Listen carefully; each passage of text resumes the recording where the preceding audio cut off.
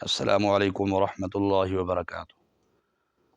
محترم دوستو، گرمیوں کا موسم ہے، یہ انگور کا پھل ماشاءاللہ اب لگا ہوا ہے، بڑے زوروں پر ہے۔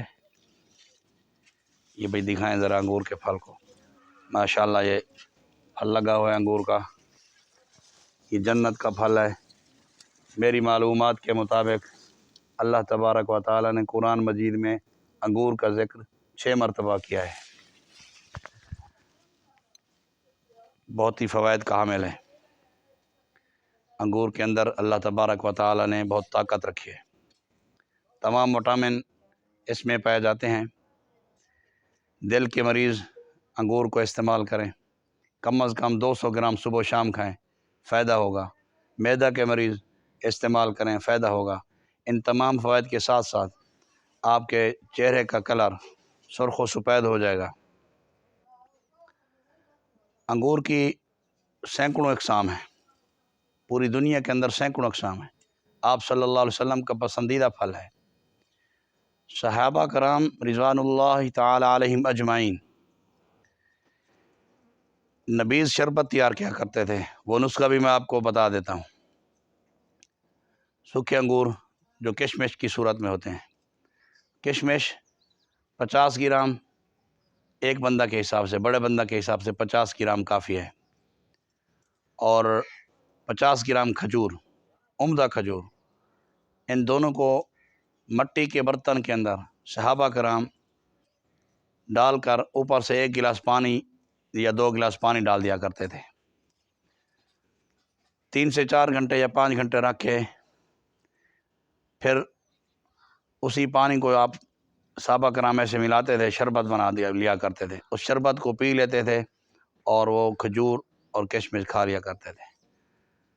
آپ صلی اللہ علیہ وسلم نے بھی اس نبیذ کو پسند فرمایا۔ ہاتھ پاؤں کی جلن ہو، معدہ کے مسائل ہوں، خون کی خرابی ہو، جوڑوں کا درد ہو، ذہنی پریشانی ہو، کمر کا درد ہو، تو آپ اس نبیذ سے فائدہ اٹھائیں۔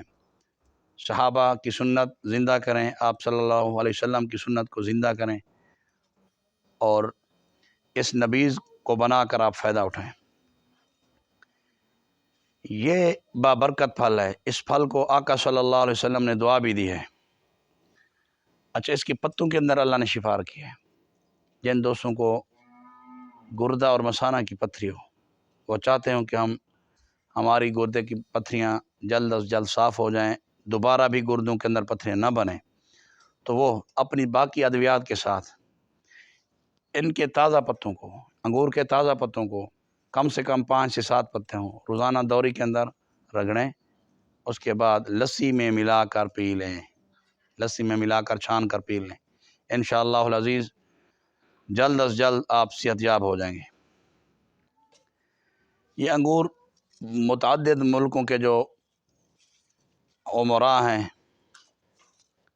جن کے پاس جو لوگ شراب استعمال کرتے ہیں، تو وہ انگور سے ہی بناتے ہیں۔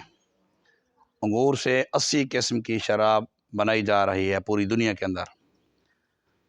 اس شراب کے پینے والے ان کو اتنا نقصان نہیں ہوتا جتنا دیگر شرابوں سے نقصان ہوتا ہے۔ حالانکہ شراب حرام ہے، لیکن بطور دوائی کے جو حکماء شراب استعمال کرتے ہیں، اگر وہ انگور کی شراب استعمال کریں بطور دوا کے، تو اس سے نقصان کم ہوگا، فائدے بہت زیادہ ہوں گے۔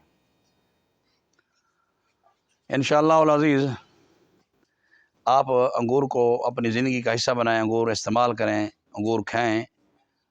انگور کی کشمش ہو یا اسی طرح منقع ہو، اس کی جتنی بھی اقسام ہیں آپ استعمال کریں، فوائد ہی فوائد ہیں، اس کا نقصان کوئی نہیں ہے۔